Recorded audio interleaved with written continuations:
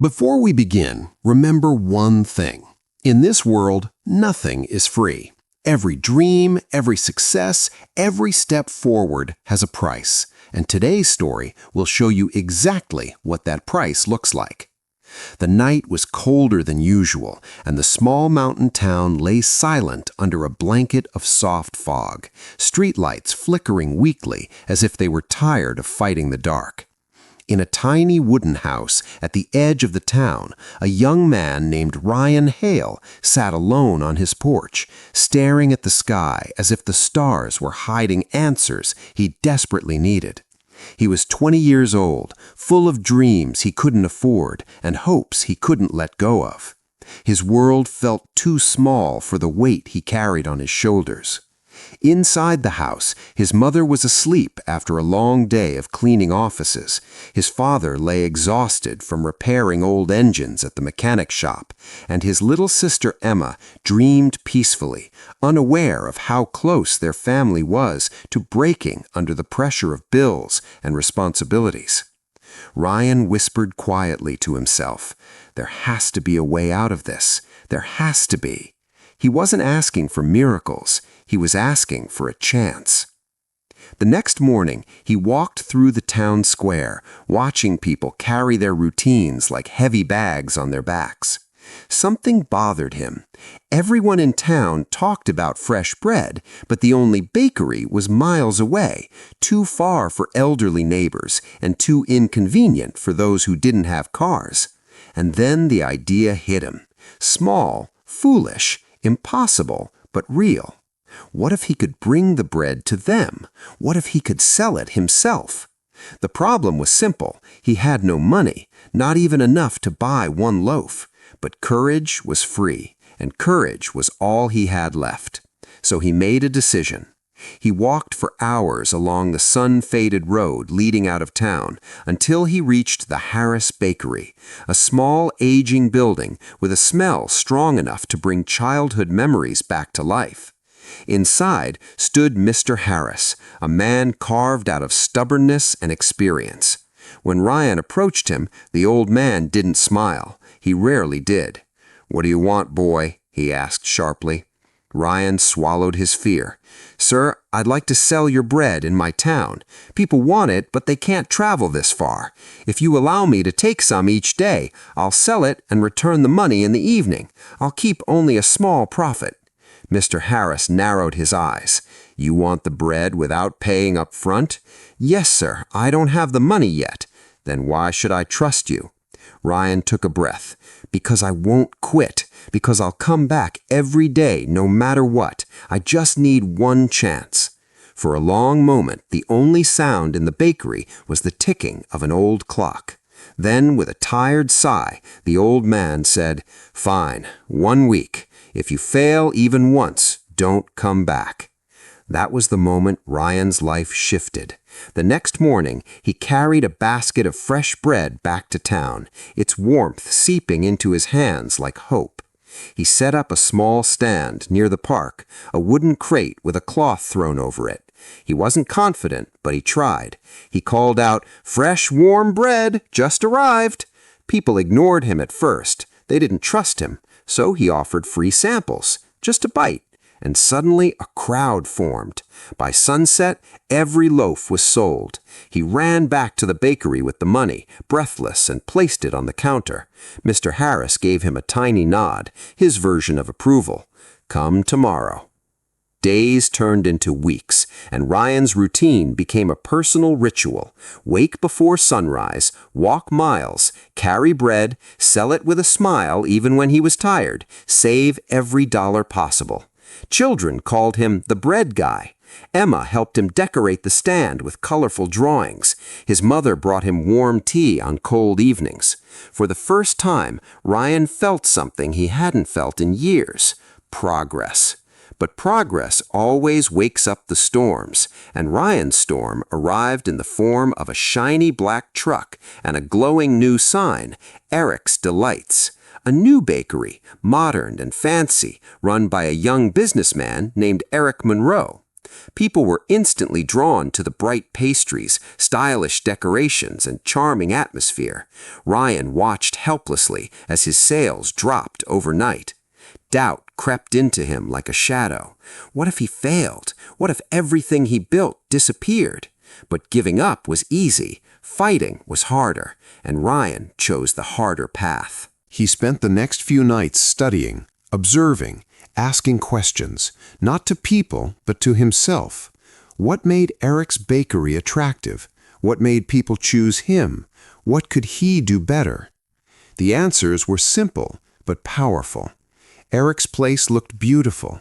His cakes were decorated like artwork. His packaging was modern. His brand felt polished. Ryan realized something important. He wasn't just selling bread, he was selling an experience. So he repainted his stand using bright colors Emma helped him pick. He learned cake decoration from free online videos at the town library. He created new flavors, new shapes, new textures. And he offered free samples, again, not because he needed customers, but because he wanted people to taste the effort behind every bite. Slowly, very slowly, people began returning. Not because his stand was the prettiest, not because his bread was the fanciest, but because he had heart. People can sense heart. One afternoon, an elderly woman approached him and said, "Young man, I've lived in this town for 50 years. I've seen stores open and close, dreams rise and fall. Do you know why you're still standing? Because you don't run away when life pushes you. That's why we trust you." Her words stayed with him like a warm blanket on a cold night. He didn't know it then, but those words would save him later. Months passed. His sales grew again. His savings grew. And then came the moment he never expected, opportunity knocking softly. A small shop space on Willow Street became available. It wasn't big, it wasn't modern, but when Ryan stood inside it, he felt something powerful. He felt possibility. His father helped him install shelves. His mother helped clean the dusty corners. Emma painted a small sign that said, "Hale's Fresh Oven." The day the shop opened, people lined up outside, not because they wanted bread, but because they wanted to support the young man who had fought for every inch of his journey. And for a while, life was good. His shop smelled like warmth and hope. Customers laughed, families came in together, children picked cookies with excitement. Ryan felt like he was finally breathing without the weight on his chest. But life doesn't let you relax for long. When it tests you, it tests everything at once. One stormy night, lightning tore across the sky, and rain hammered on rooftops like fists. Ryan was closing the shop when he smelled something strange, thick smoke.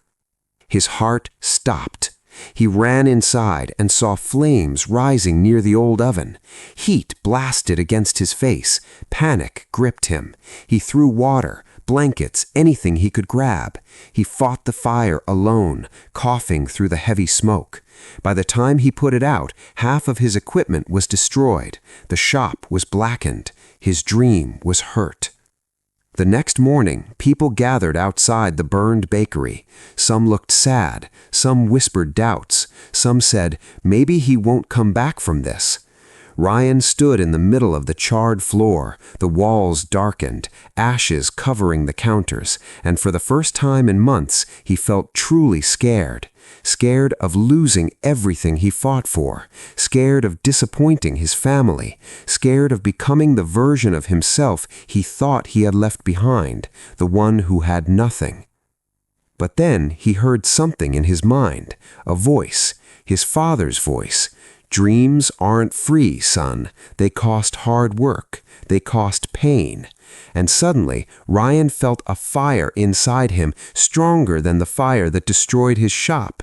He bent down and started cleaning with his bare hands. He wiped ashes. He moved broken pieces. He didn't cry. He didn't complain, because complaining never built anything. After cleaning, he went to see Mr. Harris, who had retired months earlier. The old man was sitting in his backyard reading a newspaper. When he looked up and saw Ryan covered in soot, he didn't ask what happened. He already knew. "I lost half my shop," Ryan said softly. "I don't know what to do." Mr. Harris sighed. "Ryan, you already know the answer. You work. You rebuild. You stand up again. Nothing is free. Not success, not survival." "But what if I can't do it alone?" "Then others will help you, not because you ask, but because they've seen your fight." Ryan didn't fully understand the words then, but he soon would. When he returned to the shop, he found something that shocked him. People were already there, his customers, his neighbors, even people he barely knew. Some brought cleaning supplies, some brought tools, some brought bags of flour. One man placed an envelope in Ryan's hand and said, "Just a little support, you've earned it." Another woman said, "We'd rather help rebuild your bakery than lose it." A teenage boy who often bought cookies said shyly, "Your shop makes this town feel alive." And then Ryan realized something powerful. When you refuse to give up on your dream, people refuse to give up on you. Over the next few weeks, the entire town worked together. They painted the walls, repaired shelves, installed new lights, swept the floors, and brought the bakery back to life. The day it reopened, it was more beautiful than ever. The mayor attended the ceremony and said, "This bakery isn't just a business, it's the heart of our town now." Ryan looked around at the crowd, at his family, at the people who believed in him, and for the first time, he understood the real meaning of the journey. He stepped forward and spoke in a calm voice that carried years of struggle and growth. "Nothing is free in this world, not success, not respect, not love. Everything you want has a price. You pay with effort, with patience, with sacrifice. And when life challenges you, don't let fear decide your future. Stand up, fight harder, and remember, every failure is not the end. It's a lesson." The crowd applauded, but Ryan wasn't finished. He added softly, "This bakery stands today because of all of you. Thank you for believing in someone who once didn't believe in himself." And that moment, standing under the warm bakery lights, he realized this wasn't the end of his story. It was only the beginning. He had dreams bigger than this town, bigger than bread, bigger than anything he had imagined. And now he knew he had the strength to chase them. If you enjoyed this story and want more journeys filled with meaning and inspiration, make sure to subscribe so you never miss what comes next.